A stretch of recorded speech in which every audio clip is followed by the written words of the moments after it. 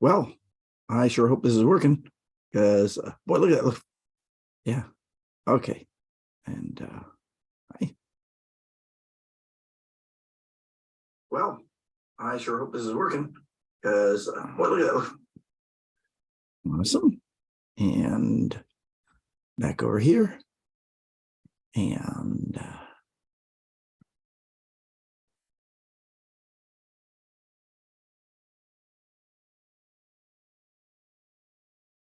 you hear no sound? That's interesting. Let me check and make sure. Hey, Mark, you can hear me okay? Yeah, I can hear you. Awesome.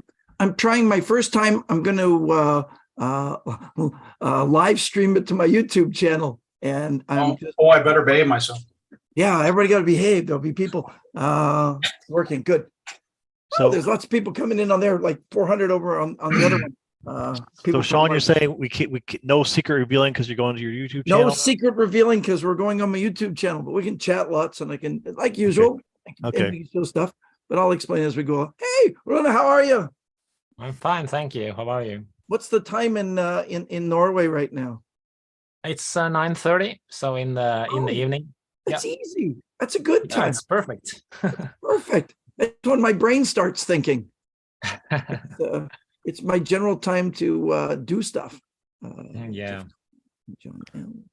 I'm packing today. I'm leaving in fact, I'll be on a plane in less than 12 hours, heading to Taiwan. Wow. I'll be in Taiwan for 7 days. And then I fly to Bulgaria because, it's nothing like after flying 14 hours to fly another 14 hours. And then from Bulgaria, I'm going to fly to London. I'm coming to London, John. Well, that's why I joined. Oh, that's so cool. I'll be When you coming to London? March 21st. I'll arrive in London. I have that night off. And then for the next 4 days, I'm with my documentary film crew, filming in a wicked amount of places, including the Magic Circle. And at a pathology lab and at some big science place, interviewing and debating people from my debating scientists and interviewing magicians for my documentary. And then after that, I go from London to Paris to where do I go? Paris to Madrid to Belgium back to France, but to Nates, then to Amboise, and then back to London. And it's going to be a lot. Well, I'm free on the 21st. Are you really? Yeah. Cool. Well, I just talked to Daryl and Fitz, thinking maybe we get together and do like a dinner or something, or I wanted to go to a place called Wonderville. Have you guys heard of this? Yeah, it's not there anymore. What? Well, Wonderville is, but they're not doing a magic show there anymore, from what I've heard. Oh, I thought the Matthew Pomeroy and Natasha were going to be there March something like that.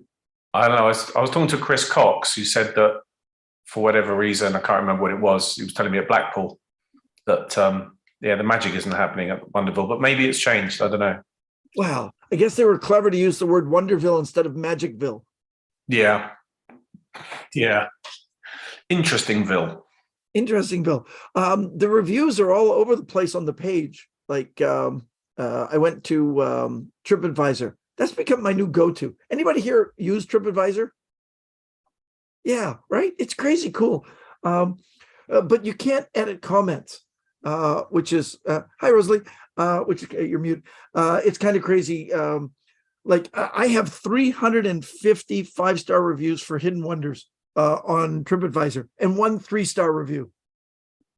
And my 3-star review was a guy named Stuart who sat in the front row, who led the standing ovation at the end of the show, and then stayed 30 minutes after the show and wanted to hug me and tell me it was the best live experience he'd ever had in his life. And his review was 3 stars, and it said, "Best thing I've ever seen. I just don't want my review to be lost in amongst the rest of 5-star ones." was gonna say what you gotta do is gotta get a 5-star from him. I Well, to be fair, remember- there's probably some 5-star reviews that were going to give it 3 stars, but didn't want to be lost in amongst all the 3 stars. Precisely. That's exactly Evens what out. I was thinking. Yeah. That's probably I- exactly. I think And it it could be a could- great solution. Like if they were able to do something like a super like or super 5-star, like Like a as if 6 they star, are using it Tinder. like 6 stars. Yeah, Six like stars. or super 5 stars or something like that. Yeah. Somebody Maybe- go the Bigger other stars. direction. He may have been confused that you called it Hidden Wonders and not Hidden Magic. That's exactly it. Or Magicville. Yeah. So Sean, what's your documentary about that you're working on? It's called Lost in the Shuffle, and it's about what's a way to describe it? This I'll give you the elevator pitch. Exactly. So the elevator pitch is oh, I put in the wrong thing there. Just one second. I want to do that right. Lost. It's Lost in the Shuffle. Got to have the word shuffle in there. .film in case anybody It wants. wasn't suicide. That's right. It's the story. At first, it's a love story about magicians and their passion with a deck of playing cards. And I have invited 4 of my absolute dream magicians to be interviewed and to talk about their passion in playing cards and why playing cards are so important to them. At the same time, it's uncovering a 500-year-old cold case mystery of the death of a king that's hidden in a deck of cards. In your ordinary deck of cards, the rune design hasn't changed since the 1500s. Well, 1497. Anyways, after a guy died in 1498, king, and they say it was, having a bump on the head, but I think it's murder. In fact, I think I can prove to about 94%. I won't say 100%, but it's not like 98. It's about 94% that I know who was murdered, how they were murdered, when they were murdered, and that all of it is outlined in a deck of cards that you've held in your hands all this time. I'm sure you can name all the kings with who they actually are, right? Not the ones that they say in the books, because those are wrong. Okay. History is written by historians who one person writes it, then the next person writes, and they continue to write it. And a lot of it's not backed by fact. It's just especially backed by faith. Like to say that they're, King David and Caesar and Charlemagne. Charlemagne is my big stick in my head. When you look at the decks of cards from back then, the King of Hearts is named Charles, but some historian 300 years later said, "Oh, but they meant Charlemagne." And I'm like, "Oh, because it's French, right?" And they're like, "Yes." And I said, "Then why did they have 8 other King Charles and only 1 Charlemagne?" It's like they're not the same people.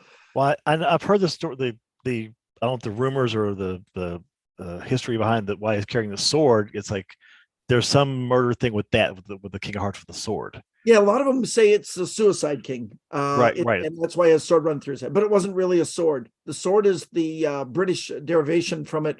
So there were wooden plates, and the wooden plates were carved, and they started out as an axe. They were hand drawn first, and it was a lot of work. So when the first automated plates came up, no, Mark, it's not that.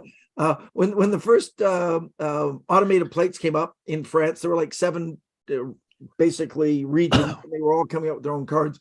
The wooden plates would wear out after a while, and so the axe that was in his hand basically became kind of a rod. And then when it got to Britain, the British just changed it over to being a sword, because it sort of looked like a sword by that point. But my theory works perfectly fine with anything at the head, because it's not about the weapon in the hand. It's more about the hand that's holding the weapon. Here's a great little piece. So you've all held a deck of cards in your hands, and we all know the anomalies, like things like there are 2 one-eyed jacks. Right? We all know that. Do we know about the queens, that one queen faces the wrong direction? It's kind of cool. I've heard something if you put like a certain combination of kings and queens together, they can form like a murder almost. There's a guy who has a whole YouTube video showing how you place them down so they'll all look at each other and point towards one person, which I think is very cool. But I think that's stretching it a little bit to get to that point. Well, what about the King of Hearts is the only one without a mustache? Is there anything? Absolutely correct. That's a good one. He's a young king. All the other ones are old, but the artist was very clear right from the very first painting ones that he was young and all the rest are old. And if you were to go with the historical books that say, you know, David and Julius Caesar and you would and Charlemagne is the oldest of the four that they list. So why would the artist give him no mustache if he isn't the oldest?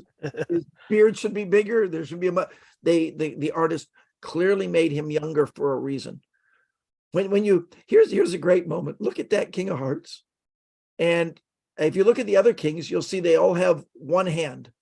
All the other kings have one hand, but that king has two hands. He's the only one the artist drew. In every series you can look back, you'll find that all the other kings have one hand, but the King of Hearts has two.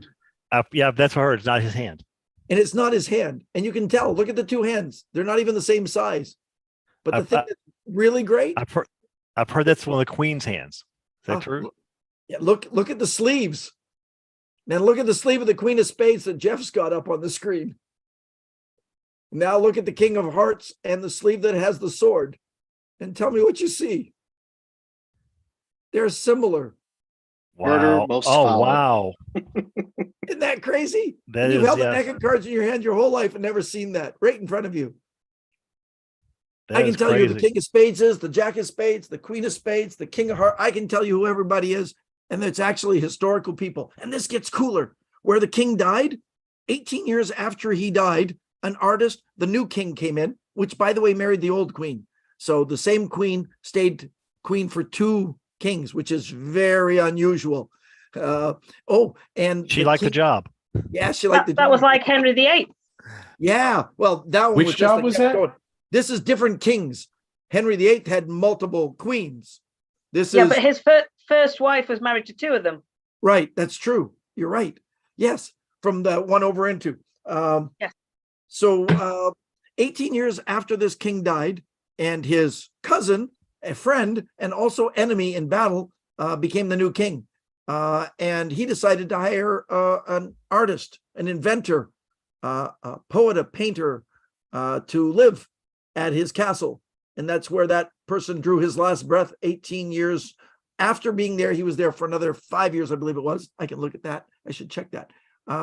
Leonardo da Vinci was hired by the next king to create weaponry and to do sculptures and to train more people.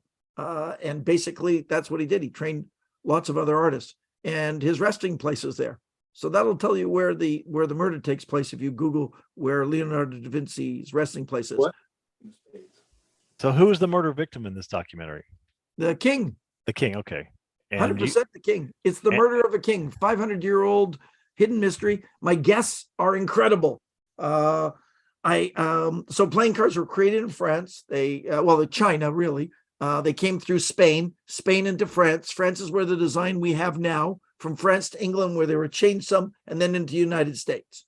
And so we're starting in Spain with with Juan Tamariz. Of course. And I get to interview him. Couldn't get a better card guy, I don't think. Going from there into France. France, I'm going to be interviewing Alexandre Duvivier at the Double Fond, which will be very cool. It's going to be great to see a perspective of a person who's a second-generation magician, whose father, is phenomenal. She is brilliant. She fooled the crap out of Penn and Teller and me too, and owns her own little theater, which I think is very cool. And in France, which is awesome. From France to England, I'm interviewing Michael Vincent in England. That'll be really great. And from Michael Vincent to San Antonio, Texas, for Richard Turner. Oh, wow, that's good. Hey, Wes, how are you, brother? Oh, you're on mute. Where are you? You're like in a airport hangar. or something. Yeah. I'm just at a brewery next to my house here, and I thought I'd just drop brewery. in and A brewery, wow, such a deal. So I got couple of day pints. it's good. Yeah, those day pints are good. I'm going to be starting my day pints around 11 o'clock tonight, just before I get on my 14-hour flight to Taiwan. Yay. Oh, and I arrive at 5:15 a.m. So we've got Norway, we got Australia, we've got England, and all across the Americas. It's a very nice little eclectic group of people here. It's very cool. Shawn, what took so long for you to get this documentary going? I mean, it's been forever. Come on. There was this little plague somewhere in the middle there. You let that stop you? Come on, you're Shawn Farquhar. Come on. Yeah, I just didn't want to do the interviews with masks on. Fair. or the beautiful quality of Zoom mics, right? Well, Wes did an entire television series during COVID. It didn't slow him down one bit. Who did that? Oh, buddy, Wes. it made it pretty bad. I'll tell you. Yeah, our TV show during COVID was so bad because we had to lie to everybody. You couldn't just throw up cameras and go do magic and get them to sign releases later. Oh, no. You had to get them like tested and everything. So we had to tell them. Producers would be like, oh, you're going to be on like a travel show or like a cooking show. So we duped them into thinking that they were on some other TV shows. Then we would be like spring magic on them. It was so hard to get authentic reactions because people were like, I thought it was a cooking show. Like it was so weird. All confused going, what do you mean this isn't a cooking show? Why am I Yeah. I was trying to figure out how you approach the spectators, because you would all have to have them all done beforehand, and so that they were clear and that they could take their masks off, and then make it look like they're walking in a park. So our best days, Eric and I decided we were like, we'll commit to this full-heartedly, and we signed it up as like they signed us up as extras with these people. So we would go chill with them for hours in the rain, standing outside, take bus rides, and then eventually we would just start doing magic to them while we're waiting for the show to start. And that was like our best version of it all. But like we couldn't afford to do that all the time because that took fucking hours to do it. So we didn't do that at all. Is this something we can watch? It's called online? Big Trick. Yeah, Big Trick Energy. You can probably find it somewhere. In the States, I think it still streams on True TV and Hulu. But you could probably just find it wherever. Big Trick Energy. Yeah, check it out. Only one season, 10 episodes. Give it a look. Okay. Yep. There was some pretty crazy stuff in that series. I like that. Wes did an escape in front of his mother, and she just about died. You were a real dick for that one. My mother would have she would have unowned me. Seriously. My mom said she had diarrhea for 2 weeks. I can believe it, because it would be a total shock to watch your. Well, I don't want to spoil it, but I almost called it off. Called it off. You got to realize he escaped from his mother at birth. Yeah, that's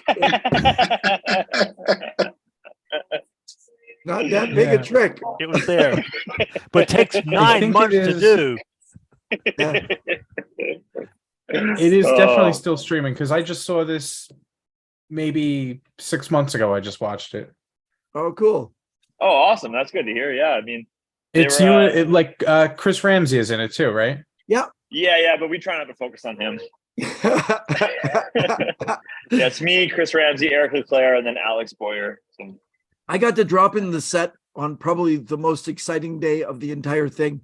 They had this restaurant scene and this giant wall, and they put all these tables down with extras at all the tables, and the principals all at one table. And I got to watch as the entire wall fell with the window holes and doors cut out perfectly, so they fell around the spectators and crashed to the ground. And I was like a Buster Keaton homage. It was so crazy. Wow. There's not a chance in hell that you'd put me in front of, that had to weigh half a ton just hanging on. They said it weighed like 3,000 pounds. And one thing I'll say about Chris Ramsey, he's my best friend, but he is scared of everything. I mean, and some things are rightfully so, but like he did not want to sit there. Oh my God. It was great. That one I give him 100%. I'm pretty sure I wouldn't have said it, because I know that it would just have to be one cable releasing at a different time than the other by even just a millisecond, and everything just shifts and your career's over. It's like, no, that's only if it's on the 13th. Yes, Friday Yeah, the 13th. exactly. This is true. all my flights, Uh, all my flights for this trip, and I've got like a lot of them. All but one are in row 13. By choice. Yes, I did it by choice.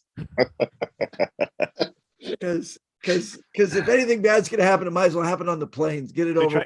Chub But if anything bad's going to happen, you don't have to worry about the rest of them. True. It's true. Only one has to go wrong. Yeah. It's the odds. It'll make for a better story saying you'll never believe this, but I was in row 13. If you want me to cover for you for the interview with Michael Vincent, I'll be happy to do so. Oh, that's very cool. Thanks. It's the least I could do in the circumstances. It is. What's the plane that you're not? What seat are you in the plane that's not row 13? I'm flying from Sofia, Bulgaria to Heathrow, and I picked business class because it's like a short little flight, and price wise, it was basically the same. And so I'm in row 1A. I see all these people on Facebook always going, and these are my favorite seats in row 1A. And I'm like, yeah, the plane lands, I get off the plane. I usually sit, my favorite seats when I fly to Asia are anything that has a 4 in it. Like if you can get in row 44, because no other Asian people want to sit in row 4. So it's usually like poor man's business class. Why is that just a superstitious thing for 4s? Yeah, it's their number 13, I should say. yeah, they like 8, don't they? They like 8 a lot. Love I think. 8. Asian Yeah. culture, 8 is massive, but 4 is the word is su, which is er san su, wu liu qi ba jiu se. So su is also the Chinese word for death. So they're the same word, 4 and death. And so people Seems like that could have been better planned. Yeah, Yeah, think they about should this. change that. They should English change that. language, 1, 2, 3, death, 5, 6, 7, 8. They have a maximum of 3 children. Does not seem like a But really language was invented at a time where you didn't make it past like 4 years anyway. Oh, So they're just like 1, 2, 3, you're gonna die, you're good. that's funny. Yeah. Grandpa here is 14.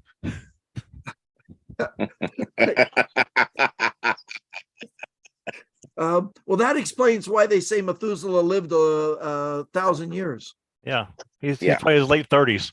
Yeah, I think they counted every moon as a year. So that's how you get to 1,000 pretty quickly. That was that old Caribbean song. Methuselah lived a life full of tears while he lived with that woman for 900 years. Then one day decide to have some fun. Well, that poor man never lived to. Let's see, 901. Sorry. So, are you gonna try and get this documentary on like Netflix or something? Or Yeah, we definitely are. We if you'd asked me this in 2021, 2020, we had both Netflix and Prime bidding for it, which was awesome. And then the person in charge of Netflix left, and they got new people, and they had to go back and review and couldn't find the notes because that person left with all the notes. where did that person go? Oh, that's a good question. And then Prime came back and offered us a different contract that wasn't as attractive. So now we're looking at Crave, and we're looking at several other options. But we want a theatrical release first. John Ornoy, the director, is phenomenal and really will do a great job. And Go he's through a 2 weeks in LA for Oscar consideration or what? Oh, wouldn't that no? I'm making. Wouldn't that be great? No, I'm making a documentary that I want people in the world to respect magic a lot more than, oh, you'd be great for a Billy's Kitties party. I want them to see the complicated thing that we do. I want them to see the art that's in it. I want them to see the devotion of the artist. A guy like Richard Turner, who holds a deck of cards in his hand 18 hours a day. Boy, it was hard to do an interview with. I said to him, we're going to do the interview part now, and you can't shuffle. And he was like, but I can mix them, right? I said, yes, but they can't make noise. Okay, we're good. And he was doing absolutely perfectly dead silent pharaohs because he just has to have that deck of cards in his hand. It was brilliant. I asked him questions like, does he always have to have a deck of cards in his hand? He said, I can't share it because you got to see it in the movie. He shared information that I didn't know. You know, he is the quality control specialist for a United States playing card company. I did, yeah. He does the quality control and testing with decks of cards. That explains some of the borders. There you Yeah, I was go. going to say, damn you. So have you finished photography now? Have you? Nope, that's what I'm doing. Last week I flew to San Antonio and did the interviews with Richard. Then I flew to Orlando and went to a playing card factory that was really cool. Really, really cool. They were so good to me. It's called Shuffled Ink in Orlando. They'll do a custom deck, if you want to do a deck. But the kind of the reasonable is like, if you ever want just 15 decks of cards, go to customink.com. And it was so fun because they know everything about the printing process. They know everything about the finishing process. Their secret sauce for their finish is really good too. And it's very good. And they have German stock from like 300 to 350 with GSMs, linen finish, smooth finishes, really good stuff. But they didn't understand what traditional cutting was. And they were going, everybody keeps saying, why can't we traditional cut? And we've talked to experts. We've had the people come in to look at our press and talk to our machine. And I'm like, you're joking, right? They were like, no. I said, so they were printing my cards right on the press while we filmed. And I said, stop the presses at this point. And he goes, what? And I said, and now take the entire stack of paper and flip it over and continue the process. And they were like, oh, why? I said, then the blade will go through the paper on the opposite side and your paper will be traditionally cut. He was it. You're joking, right? I said, nope, that's it. He goes, oh my God. He said, you have just changed our world. And I said, yep. And now you'll sell thousands and thousands of decks to magicians because they'll be able to shuffle them without turning them face up. And he goes, really? Sure. And they turned them over and I did a perfect shuffle. And he looks at me and goes, wow. And that was it. Thank you. Okay. My ignorance here, I don't know what the term traditional cut means. So if you take a regular deck of bicycle cards and you try to faro them, what happens is they bunch up against each other. Okay. Oh, I thought it was a circumcision. Oh my God. But if you turn them face down and you touch them against each other, these shit. Good demo, Shawn. Hey, we're live on Facebook. Control? We're live on YouTube. Watch your language. Oh, Take two. Oh, I thought it was my shuffle. In their defense, this is not a regular bicycle deck. All right, we'll put that to the side. That Richard Turner just doesn't know what he's talking about. That's a gaffed short and long deck for the thing I was working on last night. While you're looking for that other one, if you don't sing that Methuselah song on Lost in the Shuffle, it's not gonna be any good. The show's not gonna be any good at all. Oh no, I've got other card songs I can play. Sorry. Yeah, and actually, Shawn, it's very easy to tell if you just bevel a deck and you run your finger along the edge, whichever one is smoother, you can tell whether it's cut from the top or the bottom. When you just do this, you'll feel it's almost like sandpaper. Yes. When you're from the top down, it'll feel like a rough sandpaper. And if you bevel them the other way, it'll feel smooth as silk, which means when you try to faro in this direction, they bulk up against each other and they kind of go together. But in the opposite direction,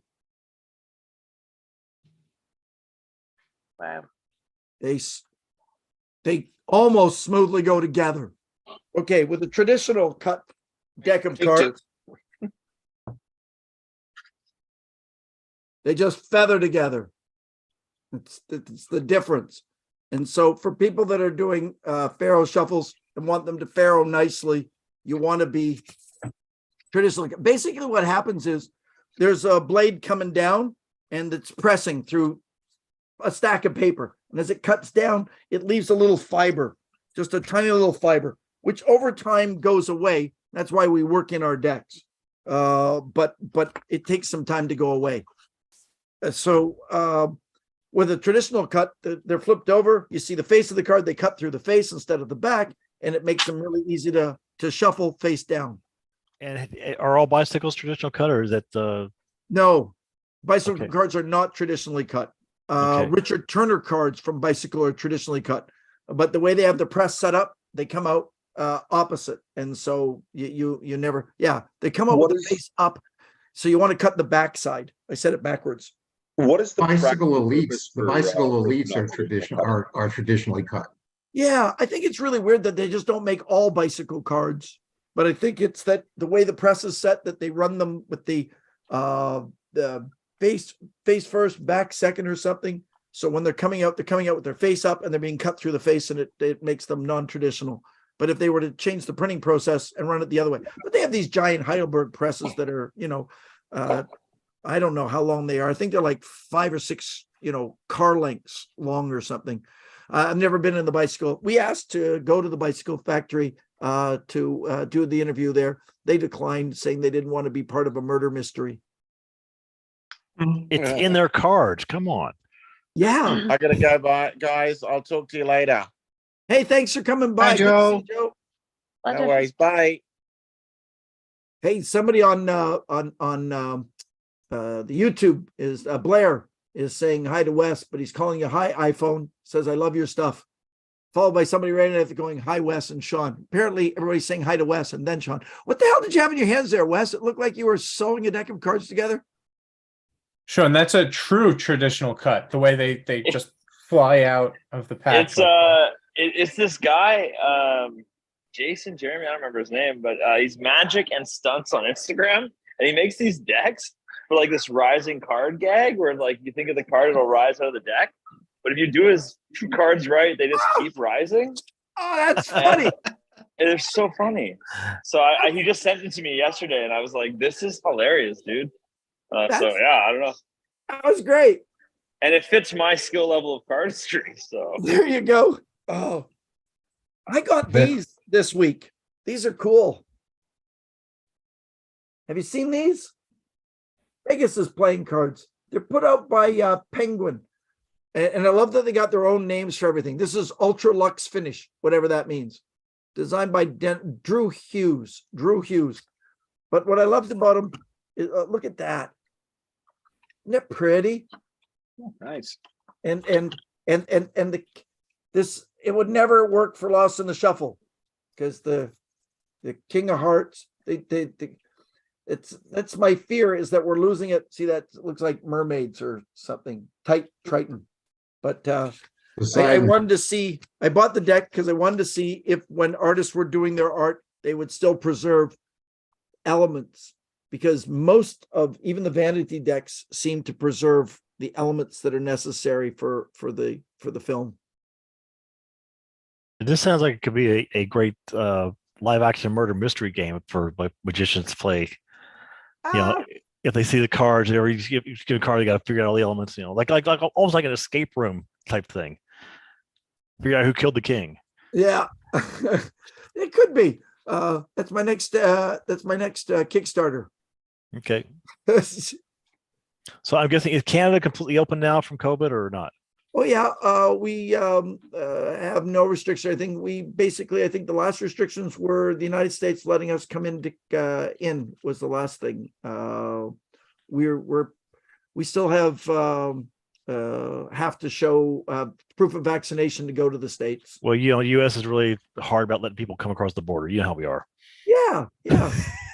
Unless of course you're on a bicycle. It's no problem. Yeah, no, we're open. Taiwan is pretty close. There's still all masks indoors and everything where I'm going to start this thing. Are they still under pandemic issue down there? Or? Yeah. Wow. China itself is really, and Taiwan itself is really, both of those areas. Most of Asia, I think, is pretty much still, but Asia's always been big about wearing masks. Places like I've seen that. Japan. Malaysia and Vietnam, they've always been more cautious of that anyways. It's just I remember Hong Kong. I went to Hong Kong.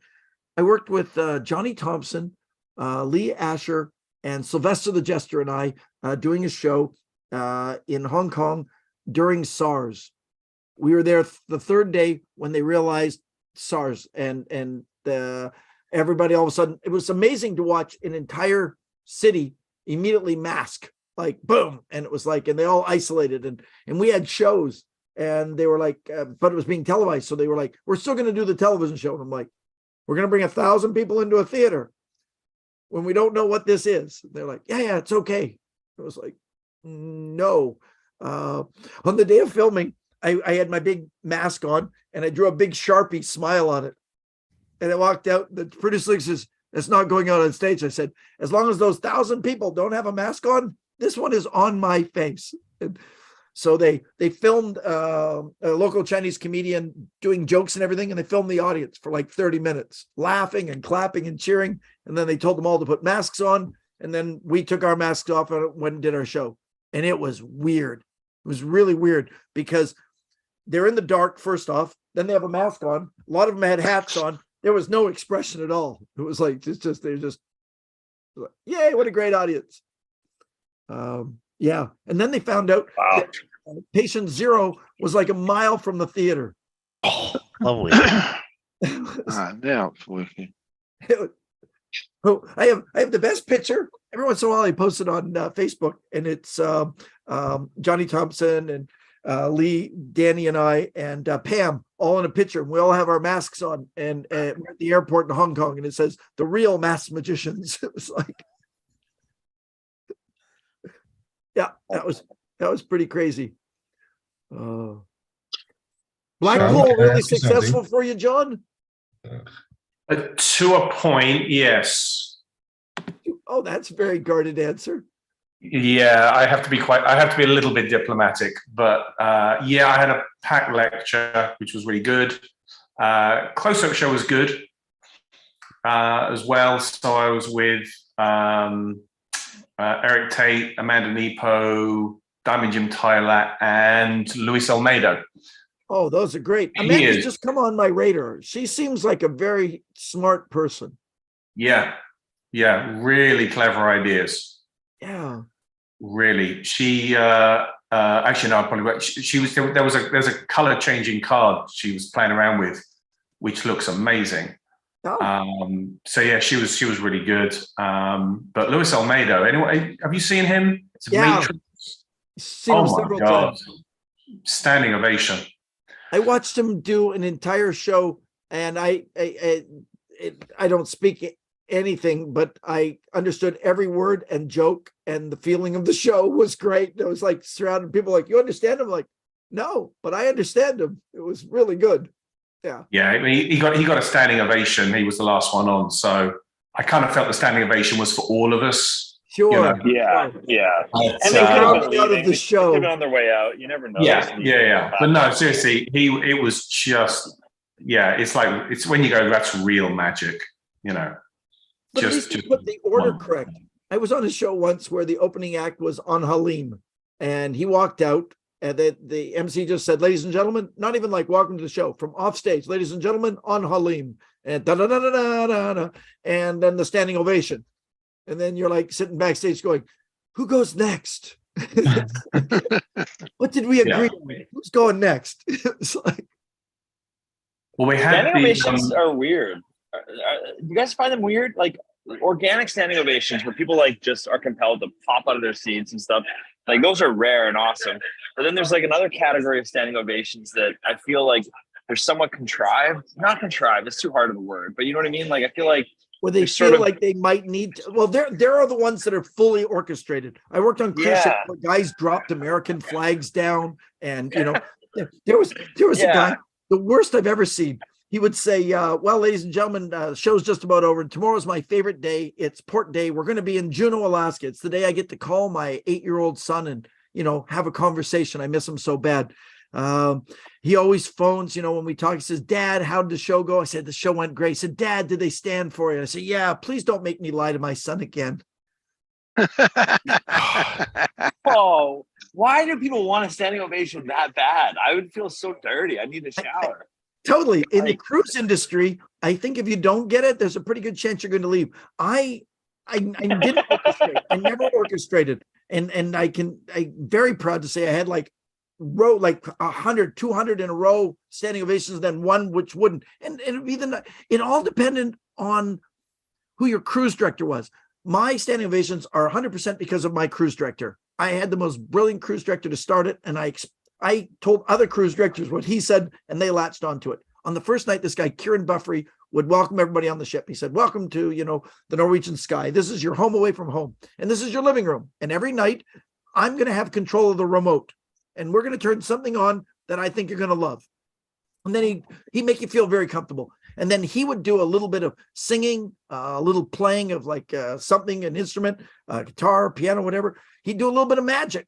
And then at the end, he'd do a game with the guests coming up. And it'd be like the spoon game where they have to run a spoon down their pants through their, and then at the end, the spoon would be bent all out of shape. And he would say, you know what, throughout the rest of this week, you're going to see real entertainment. Not this, you're going to see real entertainment. But these people have really entertained you, your fellow guests. And I'm not going to ask for standing ovations for any of my entertainers. They'll get them because they deserve it. But right now, I'm asking you, please stand for the guests who've just entertained you. And everybody would stand. And that was their level. It was perfect. He said, this is the level of greatness.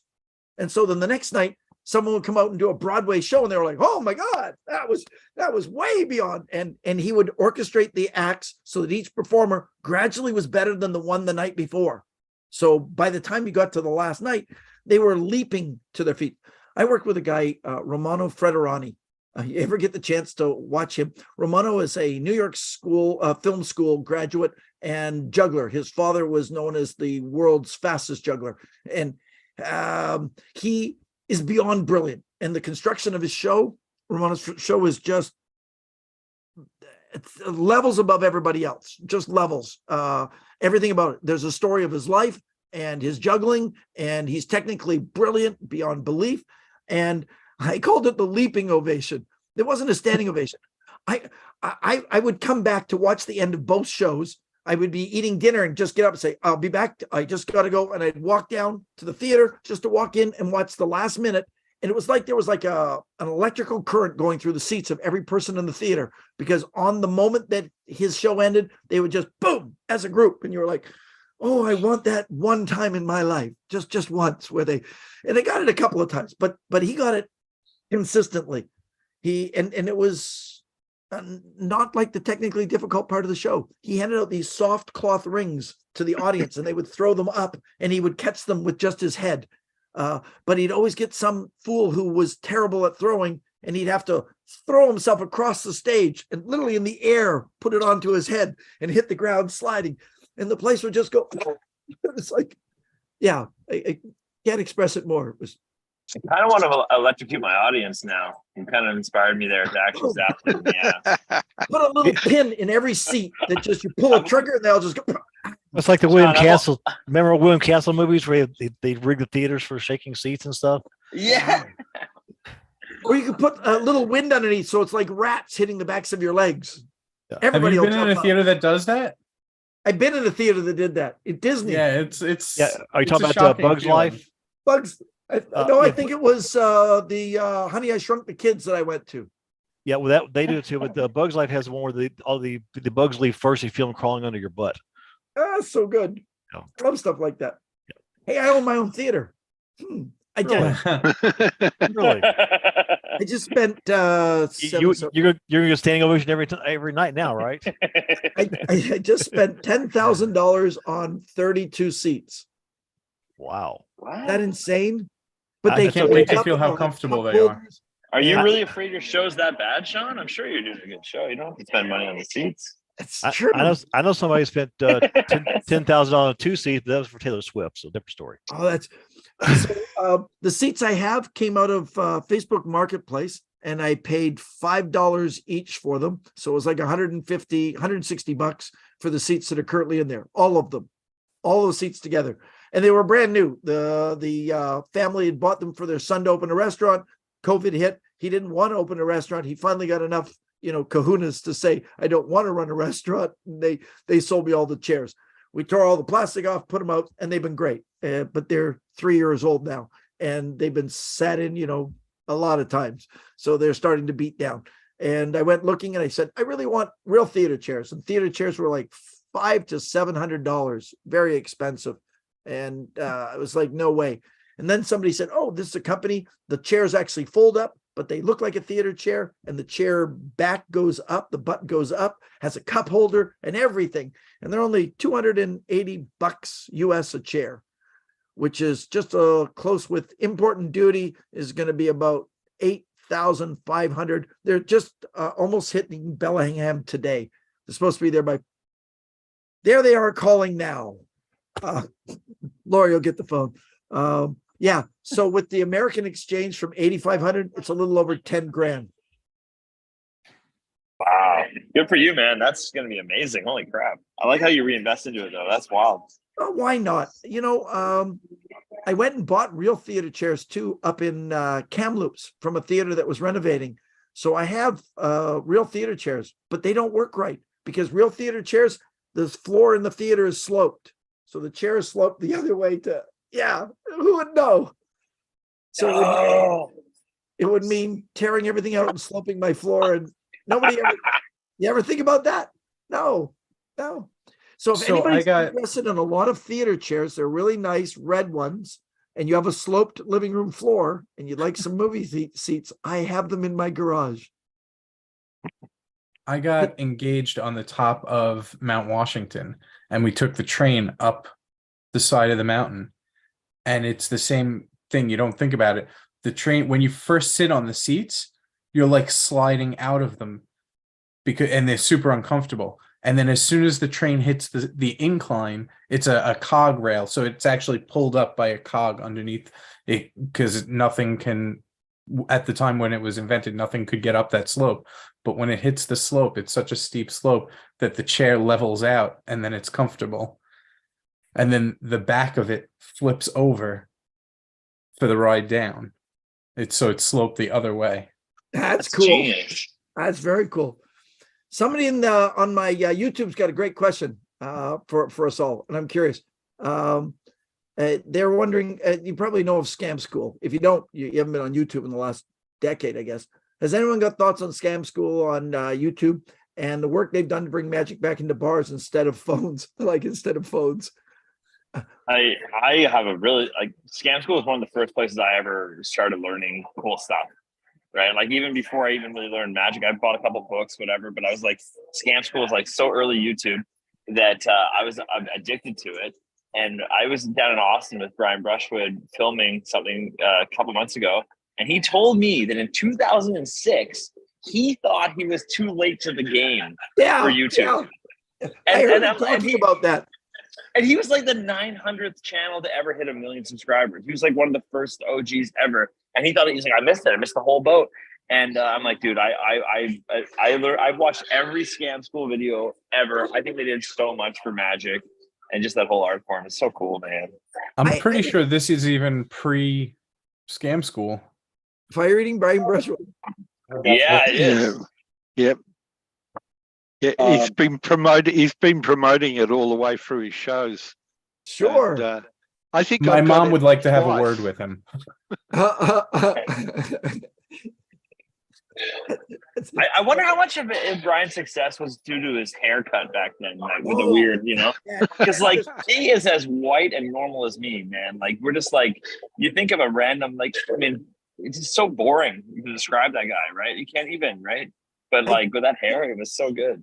I think you're right, because YouTube, when it first came out, you were just kind of looking at little icons on the side and it was like, that guy looks weird. What's that about? That guy looks, and now, back then there were the little thumbnails and everything. It was just basically, they just screened whatever was there. So yeah, having that unique look and odd really, I think, helped. And the fact that his content is wickedly good. And he's bringing in everybody. Yeah, he taught me fire eating on my channel the other day, and it freaked me right out. I'd never tried it before, and I was like, "This is like, wow." He actually knows what he's talking about. I'm just faking it all the time. Yeah, speaking of YouTube, back off what Wes said, if that's it. Oh, go ahead, Brett. No, go ahead, Rich. You got it. I just want to piggyback off of what Wes said, and yeah, I also got my start with Scam School and a few of the other old YouTube magic channels. I would not be a magician today if it weren't for Brian Brushwood in particular and Scam School, as well as all of the other guys who taught magic for free on YouTube. And anyone who says that it's an invalid way of learning magic is completely wrong. It is the next public library. In fact, I think this is the thing that Brian himself has said is YouTube is a free public library of video content, and just like you can go to the library and learn a card trick from a book, you can go to YouTube and learn a card trick from a video. And it has helped me, it helped Wes, and it has helped millions of other people learn a little bit of magic and accelerated the careers of so many magicians who would not have gotten started otherwise. I 100% agree. I loved your analogy of the today's library, public library. It's a public library for ADHD people like me. Yay! Well, that actually kind of leads into what I was going to say was, what about these guys who go on YouTube and their channel is nothing but exposing magic? The short form, the short form exposure ones, I take issue with. Yeah, I think if it's just exposure for the sake of exposure, I watched a guy. He wanted to cause controversy the other day. He wrote me and said, "I'm explaining your signed card and sealed deck tomorrow, first to my Patreon and then on my YouTube channel. Do you have a comment?" And I'm like, I wrote back and said, "Awesome. Where's your Patreon?" It's like, well, here's the thing. I've seen some of those exposure videos and they're wrong. A lot of times they're just wrong. Yeah, that's right. I agree. They are so far off base. It's insane. It's like, Remember, I think I watched one of yours on your book test. They were dead wrong on that one. I've seen 3 or 4 on the book test that were so wrong. My best one I've seen was a guy who explains how I went constantly to the Penn and Teller show and had Penn sign different cards so that I had an entire deck of 52 of his signature. And I'm like, yeah, that's a great way to do that. It's like, actually, I remember one guy who was putting something up, some performance, and he was selling the method, right? And at the end of his method, he said, "Please go on YouTube and give the wrong method." So he had a whole lot of people put up the wrong method on YouTube to sort of, to make it. Yeah, it was a good trick. I just wanted to say something about Brian Brushwood too. Here I am way over in Australia, and I more or less got started or back hooked into it through Brian. And I wrote to him, at one stage, and not expecting to get a response. And I got a response, and it blew my mind. And now that was like 12 years ago, and now we're good friends. I'm actually one of his science advisors on Modern Rogue, and we exchange emails a lot. And he actually was sort of almost my pathway into getting in contact with the American magicians that, like in Australia, it's almost a desert for magicians. But America, of course, got so many wonderful magicians, and I got into that network because of Brian.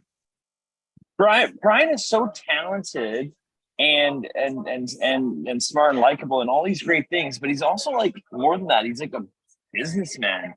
I've only gotten to know him recently, and I've been very blown away. Like, he has 2 YouTube channels more successful than my YouTube channel. He has 4 podcasts more successful than my one podcast.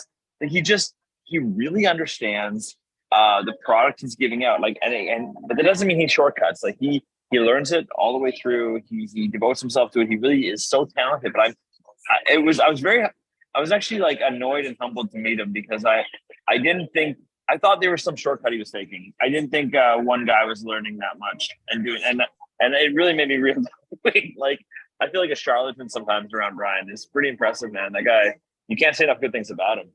Yeah, he works incredibly hard. I was going to say, it sounds like with Brian all those years ago and people back then, is they put stuff on YouTube because they really wanted magicians to learn how to do magic, the right way to do things. Whereas now, with so many, it's just about likes, it's just about views, and the content really doesn't mean very much to them. Discuss. Yeah, I think there is a subculture where it's like, I'm just going to see if I can make a 10-minute video to get an ad in the middle, and I'll just delay it by going, "Oh, let's watch this for the next," or rambling on it. Yeah, those exist. And a lot of them are taking other people's actual proprietary material. That really bothers me. Me too. Yeah. Well, it's only 8 minutes now, Shawn. It's not 10.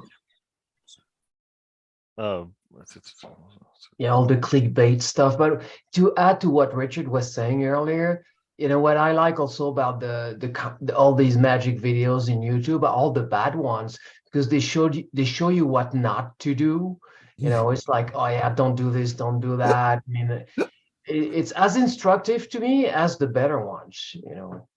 That's because you know already what not to do. If you're just coming into magic, you go, I have to do this. Okay. Yeah. No, that's true. You only know that's bad because you know. Do you know that story of You didn't point. Mark Wilson? Do you know that story? Mark Wilson hired Di Vernon to teach Greg Wilson the French drop. Was it about not to point? So the entire lesson, Vernon was slapping his hand saying, don't point. Yeah. Just relax your hand. It's got to be natural. It's got to be natural. At the end of the day, Mark said, so what'd you learn? I said, I learned the French drop. He said, show me. And he went like this. He says, look. He goes, yeah, but you forgot the point. Yeah.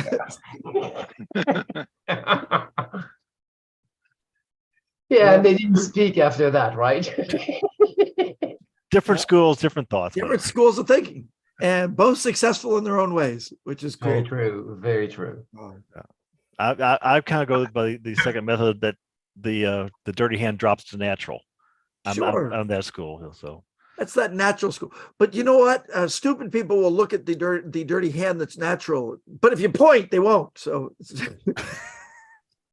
Can I throw out real quick, going back to the bad?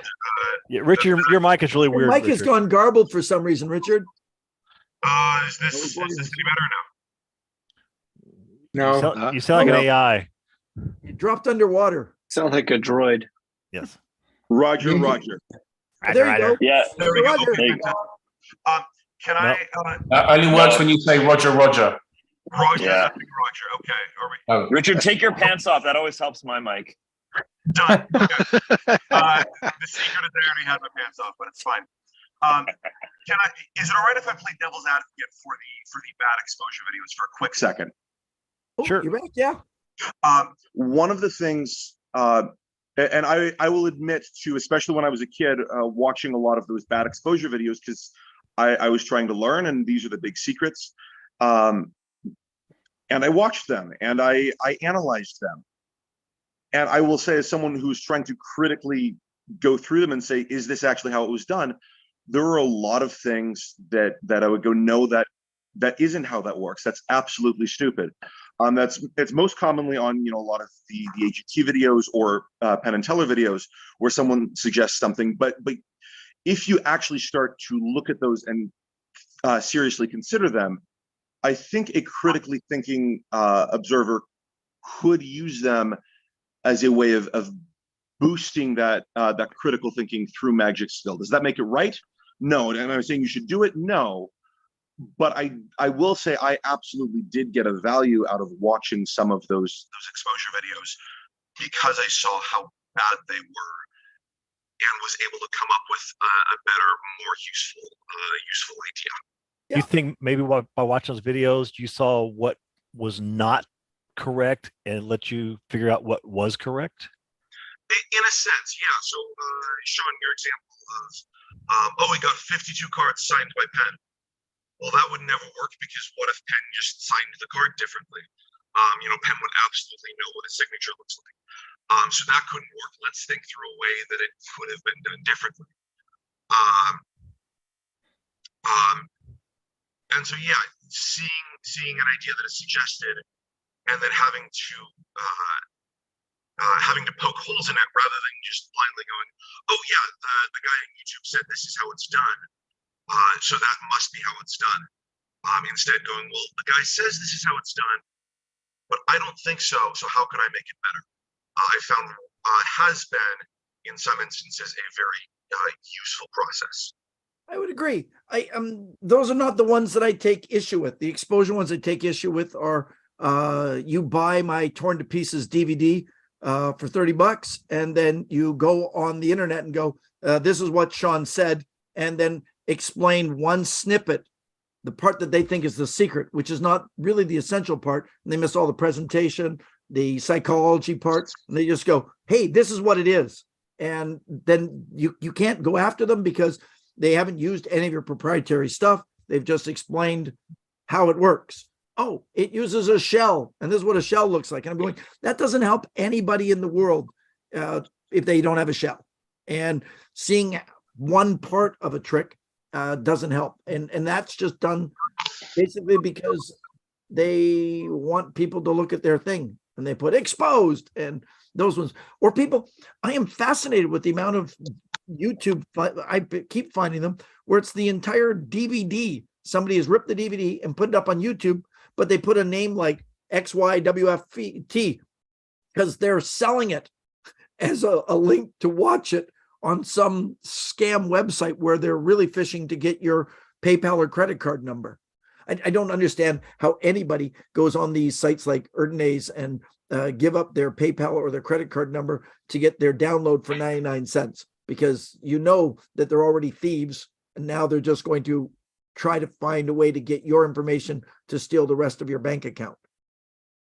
Fascinates me. What you can do, and I did this, I used to maintain a comedy booker website years ago, and I found out that someone was trying to sell the link. So on my page, I put on there, if you paid for this link, go get your money back. You can have a scroll at the bottom of your video that's embedded in it. If you bought this link not from whatever your site is, get your money back. It's not an authentic thing, and they're going to try and blur that stuff. But there's ways to do it. Most of them will ways to wipe it watermark. out, blur the edge. They don't even care. Most won't even speak English, so it doesn't really matter. They're just going to watch it. I got this in the mail. So I haven't released a copy of this in almost 6 years. I'm about to release it, and somebody said they thought the quality of my product was crap. This is my extended stay. It's the hotel room key card ones. And I thought, how can the quality be bad? It's just 3 professionally printed hotel room key cards and a DVD. And when I opened it, this is a reproduction of my DVD, all blurry and widened out and just a burned disc. And the quality, these are all like really bad copies of my DVD, my cards. They're not even close to the quality of them. I'm like, I'll get a color sample. Just hang tight 10 seconds. Look at my messy desk behind. I gotta. I'm curious how is it Epic Let's all leave. Yeah. Everybody ditch. I'm curious how FX. How's FX? John's trying to cover up a shitty. He's trying to cover up a shitty product right now. Oh, good lord!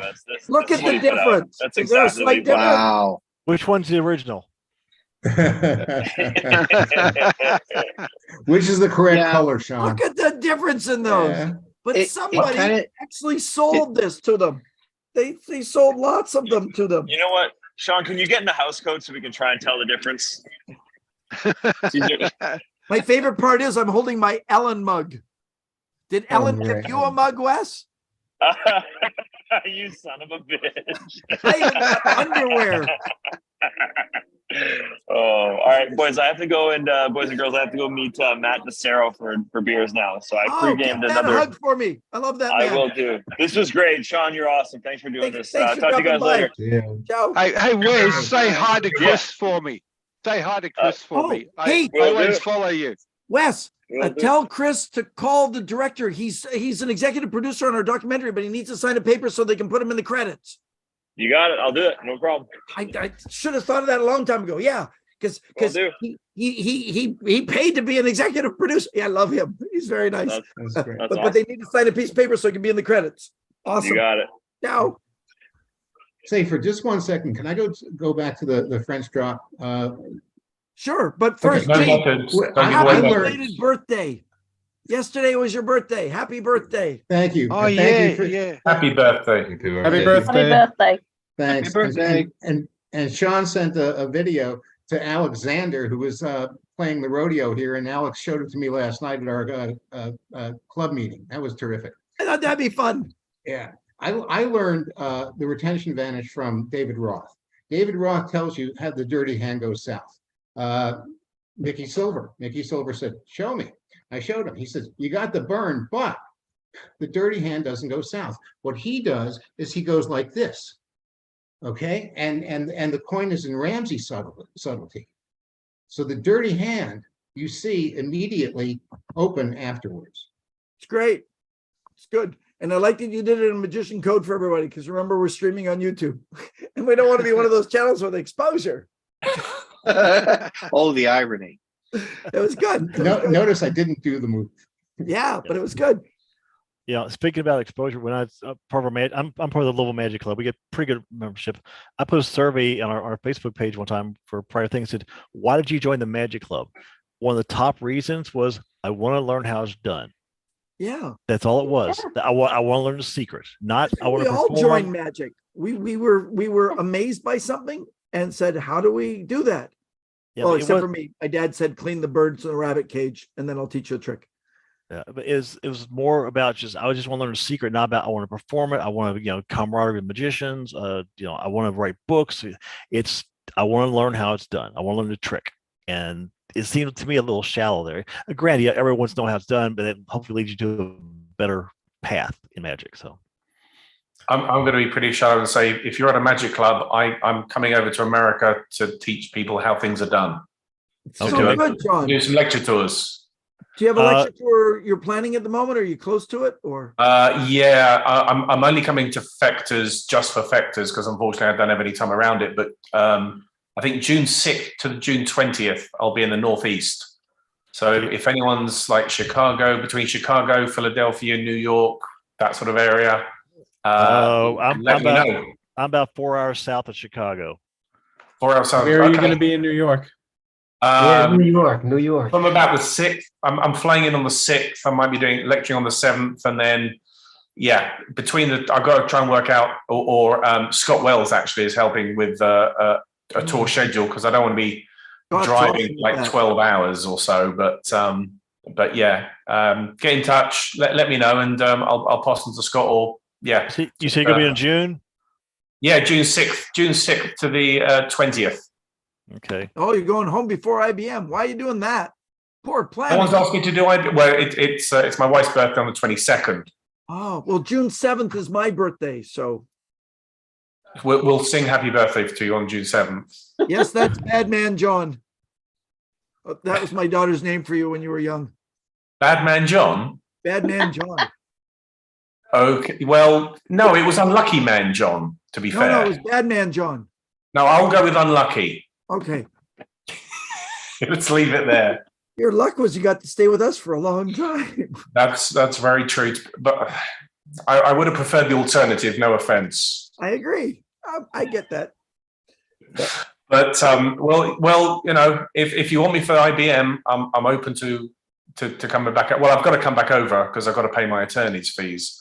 So yeah. So any conventions, You have to pay your any attorney fees in person. You just can't send them money. Sorry, say again? You say you have to come back over to pay your attorney's fees. My attorney would take money if I send it on like a carrier pigeon and take it in. Well, get it. Well, yeah, they cost so much, but yeah, but it all worked out. So yeah, so I'll be coming back as many times as I can over to the States to do lectures and workshops and things. So Amortizes out that working visa you got, so it's a good thing.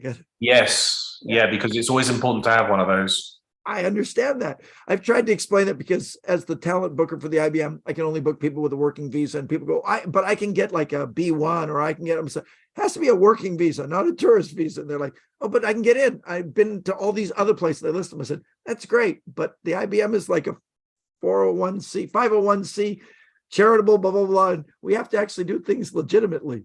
This year I got great. I've got magicians from Denmark and England, got them from The lineup this year is looking absolutely incredible. It is, isn't it? Yeah, I'm very happy. I got my confirmation email. I'm excited. My the first group that I put up pictures of, somebody wrote and said, I don't know who any of these people are. And I said, precisely. I said, we're booking people that you should know and people that you do know, but the should know is the more important part now. Yes. Too often I go to a convention, they go say, oh, well, you'll find out when you get there, and they're all the people you've seen 400 times doing things that they've done before. I want them to do new things. Back when I booked the PCM a lot on cruise ships, I would make the artist do an entire evening show. And they're like, I don't have an evening show for magicians. I said, precisely. And I want magicians to see that. I want them to see that you do some stock stuff in your own way, and that it isn't all that 8 minutes that you've done at every magic convention since you created it is not the only thing you do. And that when you go out to a corporate event, you do the invisible deck. And they're like, shut up. I'm like, but you do, right? Yes. And it's like, awesome. Let them see it, because they're going to learn more from that than they're ever going to get just by being inspired to see somebody be their 8-minute creative act. That's all they have. We had a show this last weekend here in San Diego. There's a guy named John Dwork who moved down from Camarillo and works with the local Rotary Club and puts on a magic show every year. And this was his first year doing it in San Diego. And they got Nathan Fan as the MC in the closing act. Nathan closed with singing opera while escaping from a straitjacket, which I love it. I had not seen before. It was incredible. They brought the house down. It was just amazing. Did he do that on like Masters of Illusion or something? Or what? He might have, yeah. I think so. No. Which I'm gonna say, I've been watching Masters of Illusion lately, and they're actually letting the acts do longer pieces now, which I'm loving. Instead of just like, here's a quick one throwaway trick, it's like do a routine. And I'm really liking that a lot more. Yeah. Well, I think that's what Penn and Teller show did, is show the public, the people that we know, like a Garrett Thomas or a Kostya Kimler, any number of people, and show these are people that you have no idea who they are. They're not David Blaine, they're not Chris Angel, David Copperfield, whoever. There's some incredible magicians that you just never heard of. Yeah. So, they have, I guess you guys know, they have renewed for season 10 of Penn and Teller. And this year they're doing 26 episodes, not 13. So the season 9's over, it's done? Yep. Taping's been done for a while. Done. They're still airing. Yeah, they're still airing. Oh, there's still more to come. Yeah.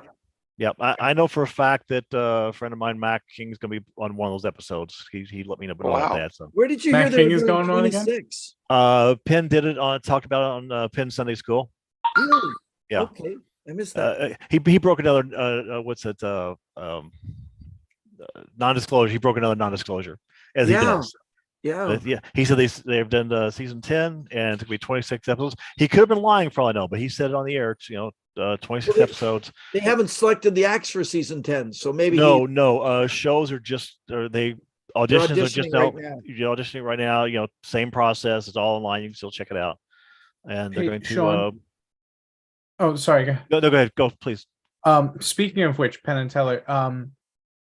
So I know you just send in, you record your own, and you send in an audition tape, right? fooluscasting@gmail.com. Yep. And they prefer a link they can click on and watch, not something they get to download. YouTube video. You can give it as a private YouTube or a Vimeo link, and they'll watch it. You can record it with your phone if you want to, as long as if you're doing cards, they can see the cards. If you're doing it live, it's got to be visible enough for them to be able to see it. And they want it, if you're going to be doing it without an audience, they basically say if you're doing it that way, present it as you're presenting remote to them. Yeah. So. And would you suggest okay, I have a couple of questions. Sure. Do you think for that venue specifically for television, do you think something like the Jar or the Chattanooga Kickstand is a better option? I think either will work. In fact, send both. Okay. There's no rule that says you have to send one video, right? Yeah, that's something I've heard. They say send them multiples. Give them options. Give them options. Here's what they're going to do. They're the greatest people in the world, nicest people. They love magic. I've had the opportunity to break bread, just hang out with them. They are just wonderful people. And if they like you, and they don't like what you're performing, they'll find something to help you to make something. They'll work to build you something. And if your thing is 80% there and they like you and your personality or your look, or you fit the demographic that they're wanting, they'll bring in other people to help you to create something, or to, as Mike says, they'll help you to polish the turd. But you can't really polish a turd, but you can put glitter on it, it's still a turd. So as long as you got something that's good, they can help you to make it better. Yeah, I think it gets down to it's about the performance, so more so than the effect. I mean, if you got who was it? Jonah Babbins did Jonah and Ben doing Grandmother's Necklace. Exactly. With a watermelon. Exactly. It's the trick is simple. They busted them quickly, but it was the performance is what made it. They put a little spin on something old. It was nice. The show's not about fooling Penn and Teller, and anybody who says that doesn't. Oh no, I have coming from someone who has. Yeah, right. Gotcha. No, I have 3 times. I've come up with what I to think. fool them, and that was never my goal. It still is not my goal. It would never be my goal. I didn't mean to hit the home run. I'm sorry. It's good though. Yeah, if it happens, it happens. Yeah. I've come up with what I think is a very good for that show act. It won't fool them. It's an old principle, I think, but I just think for that show, it would be a good routine. See you later, John. Have a good one. Bye, John. I'll message you about London. Yeah, what was the other? Just quickly, what was the other date? 21st, or what was the other date? 21st. And coming in around 4:00 in the afternoon into Heathrow, parking at a hotel out there because the film crew comes in the 22nd, so I'm in the day before them. So yeah, when are you coming back to London after Europe? I come back. I do London from I'm there the 21st. I film the 22nd, 23rd, 24th, 25th, and 26th. I fly out and I come back to London on April 5th for the night. April the 5th. Oh, okay. I'll see if I can see on the 21st. Yeah, the 5th. And, as I said, next time I'll have to show you this solo unit. It's phenomenal. Anyway, sounds like a plan. Okay. Catch you soon, guys. Thanks. Bye. Bye for now. Bye, John. Bye. Yeah. Sean, by the way, when you're in Bulgaria, will you be able to attend the close-up competition? I'll be there to watch you. I haven't watched the video yet, but I was going to watch it just before this, but I got involved in a conversation over a game that's going to be on a Kickstarter thing that's very exciting about magicians. A friend of mine, Michael McClure, is putting together, and that eclipsed my time to watch it. But I'm going to watch it afterwards, and I will respond to you on the next, I won't respond for you the next 24 hours because it's going to be on a plane. Sure. When I get to Taiwan and I have internet, I'll get back to you. But yeah, when I'm in Bulgaria at the Magic Convention, I will miss nothing. I'm going to the Golden Cat Magic Festival put together by the Quick Hand Magic Club, which is an IBM ring that I chartered. I got to sign it as the president, and I love the magicians in Bulgaria are super awesome. And are you flying in, Emery, or driving?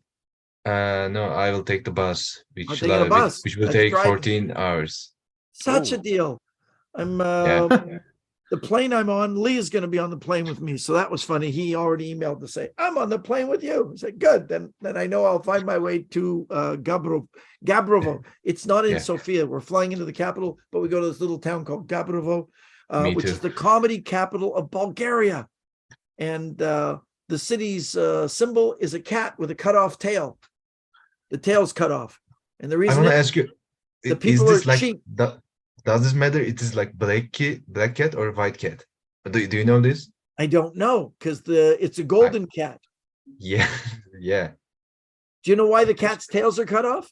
yeah. And it's fun that it is part of my act. It's a Oh, gag. cool. Because the people of Gabrovo claim to be very cheap. And Is this the cut and restored cattail trick? no, it's just that when you let a cat out the door, his tail usually takes a long time to go out so that the heat gets out. So they've cut them off so the cat gets out faster. The Isle of Man has man. Manx cats, yes, that's why they exist. Isn't that crazy? More questions? You have a recommendation for an index? We have cats on the Isle of Man who are born like that. Born with a short tail? Yeah, that's a genetic defect that's a breed. stayed isolated on the island. Yep. That's cool. Learn something new. Hey, Sean, yeah. can I play a quick little game? Try to guess how old Emery is. Emery is 24. You knew, did you? No, I was just guessing. Well, he's actually younger. Is it 21 or 22? I was born in 1999, so something like 24. Something like 24. I win. Yeah, wow. You nailed it. You win a cat without a tail. I always thought he was much older. And when I found out he was that young, I was quite surprised. Thank you. Vincent, He likes to be thought older. Yeah. Yeah, Benson, what were you asking about the index? I I'm and remember, for we're whatever- on Facebook, we're on YouTube as We're well. So YouTube, so Yeah. no exposure. We can give names and things, but I need a 24. I need 24 options. What would you suggest? uh, basic pocket indexes are great. That's what I'm saying. Do you have one that you would Daniel recommend? Madison made a portable and impromptu card index that it's for a card or for something similar to a card. A folded card. Yeah, Madison's was like really just folded card. Can I suggest something? I think I know. Yeah. Patrick Kuhn has something like well made. I believe it was on sale on Black Friday. He has an index for like index papers and folded cards. Will the card be examined at the end or examinable at the end? Okay, because there's a version you can do it with. I don't know if I don't want to say the term, but if that makes sense. I've seen that where you get the one card, but gives you options for 4 suits. Yeah. So that way you have fewer to go to. Yeah, so I only need 24. Okay. In the end, I don't need 52. Yeah. So John Allen's silent treatment has an index on the back. I think it's 24. Might be no. How many is it? 4, 8, 12. Geez, if he was here a couple minutes longer, he could have answered that. It's 5, maybe 20.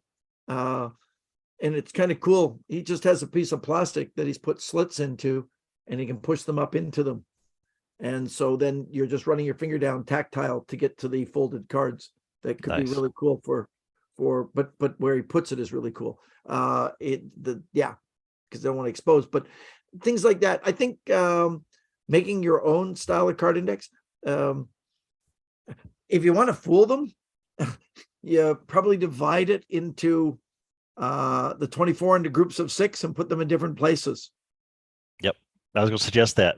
So if you're having motivation as you go into a pocket, you could go to that pocket, or you could go to this pocket, or you go to this pocket, or you go to this pocket. Then you only have 6 to each one, and that could break it down really easily. Or you could have a table there. You could steal from the table if you had to. Yeah. The edge of the table could be a great place for it. As you put something down, you could just that's one of those things that comes down to the index, whether or not it's a pocket index or a prop index or the back of a prop index or the face of a prop index hidden in a way, edges of your coat. There's 1,000 places to put, and 24 is not a lot, especially if you break them down into groups of 6 or 6 groups of 4. Yeah, I didn't even think of like a proper product index. I was thinking 12 in each front pocket was kind of where I was. Yeah. And then awkwardly stand most of the time with my hands in my pockets anyway. Yeah, you probably don't want to do that because then it doesn't look good for TV. And they're going to burn on your hands instantly. Yeah. So, and I would say I've heard this, and Shawn, you might be able to speak to this more. I can. I've heard that, and for lack of better terms, if they see an old white guy with a deck of cards, they go to the next video almost immediately. It's not going to be.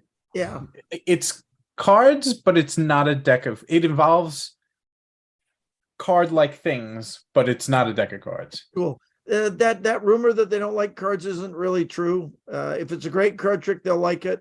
In fact, got an email, and what did it say? It said something to that effect. Let me just look for Andrew's email because he mentions. Let me just look at that. I got the stock rejection letter. Thank you for submitting. That was all I got.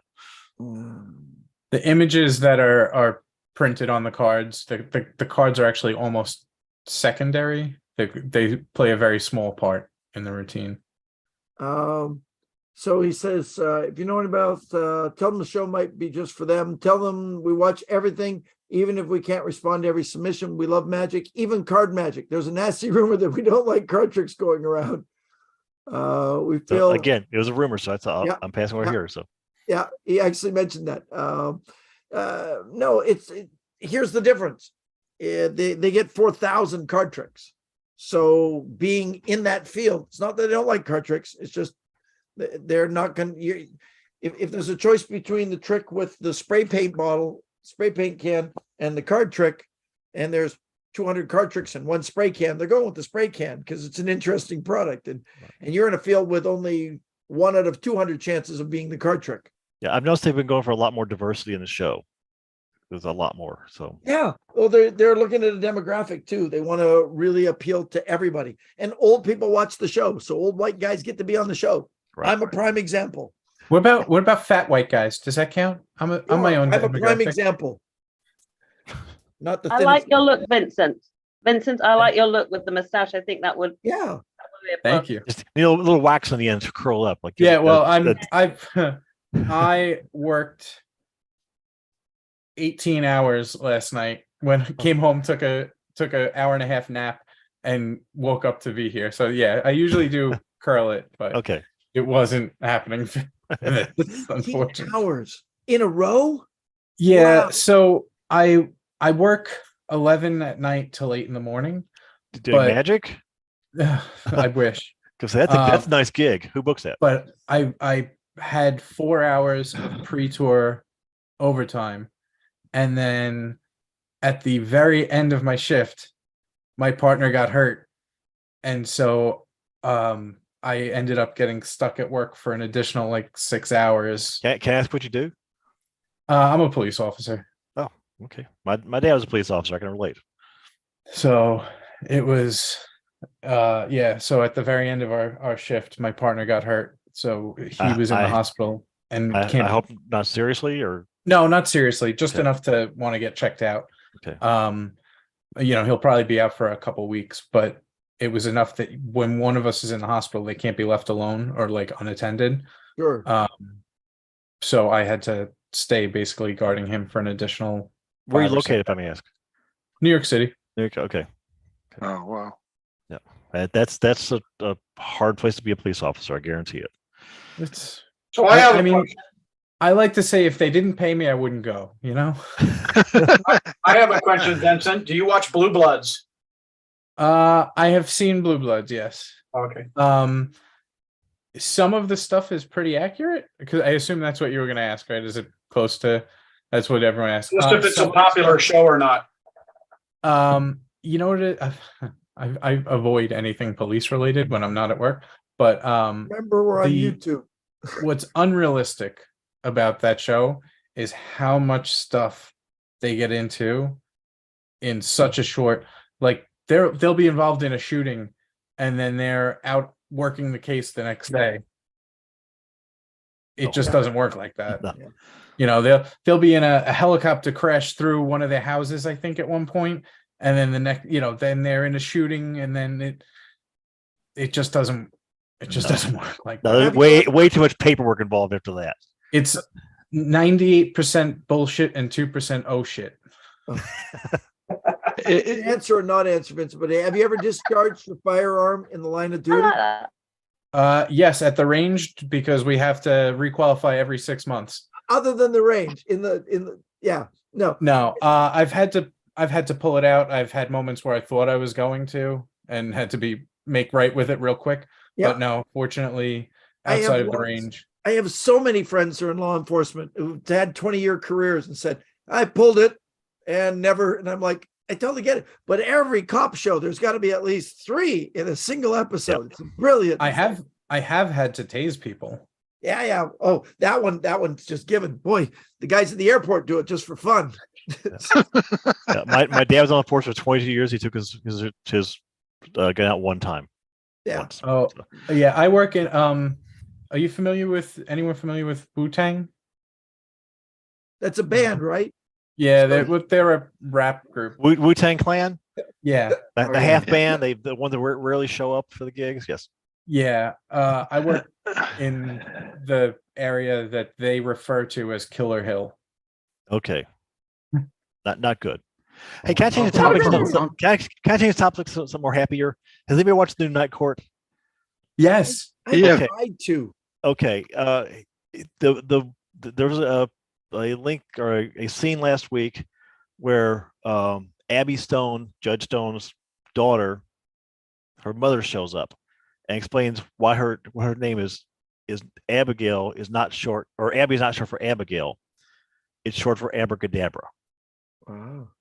So That's awesome. Harry Stone, Judge Stone, named his daughter Abracadabra Stone, which I thought was great for magic. That's cool. I don't It know. was the Harry filming of it Anderson, is, right? like, so- Yeah, Harry Anderson. Yeah. Say again, Sean. The filming of it is like it's in like 4K, but it looks so fake, and the lighting and just the production value of the show sucks. It's the exact same set, or close to the exact same set they had in the old 80s or 90s, whatever it was. So. Yeah, but they're using. I know what you mean, Sean. It looks very, like, it almost looks like it's filmed very Disney Channel. Yeah, that's Are you trying to say soap opera ish? yeah, but even soap opera has some production behind it. This is somewhere, and I wouldn't say even Disney Channel. It's somewhere. It too feels like a contrived. cable. It feels like it's like a community cable show. That's what it feels like. I just finished working for Disney Plus on Goosebumps. Oh, yeah, that's so cool. You'll see a whole bunch of magic in that. That'll be cool. Yeah. Nice. Yeah, got to work with a creepy ventriloquist doll, Slappy. Oh. Yeah, Slappy was a reoccurring character. Yeah, it's very cool. Yeah, there's Hey, another. guys, I gotta have to wrap this up. It's 2:00, and I have to go pack. Now, normally, I know we do a couple hours, but we're like at an hour and a half. And I in 9 hours I'll be at the airport, and I'm not ready yet. And I'm packing for 30 days. Wow. Good Lord. Safe travels. So, 30 days for Taiwan, which is like at 25 degrees Celsius, and for Belgium, which is at 3. So I'm guessing you won't have much time. Like, if I were to want to send you a video of this idea that I have for Penn and Teller, you might be busy. Just like just send it through a link through Facebook, and in my spare time I will take a peek. Happy to help. Always there for you guys. You're too kind, Sean, Sean. always a pleasure, sir. Yeah. Hey, and if you are not registered for the IBM convention, register for it. Oh my God, have I got a great lineup of talent this year? But you're going to be at SAM too, right? You're going to be. I will see you I'm there. going to be registering at SAM, hanging out, but Okay. not performing, not dealing, nothing. Just going as a registrant. I booked my ticket for that. Well, I'll be there. Maybe we'll get a week member apart. together someplace. Okay. Going to Pittsburgh, and a few days off, and then into. I'll see you in New Orleans. Okay. I'll be the guy who looks like me. I'll be the one who looks like me, but with taller hair. I'll see you in Hey, Buffalo. before you go, two quick things. Thanks, guys. What were your quick things, Mark? Two quick things. Number one, those of you that may be coming out for PCAM in November in San Diego. The Monday following PCAM, the very next day after it's over, IBM Ring 76 has their monthly meeting. So you might want to stick around an extra day if you haven't made flight plans and attend our meeting.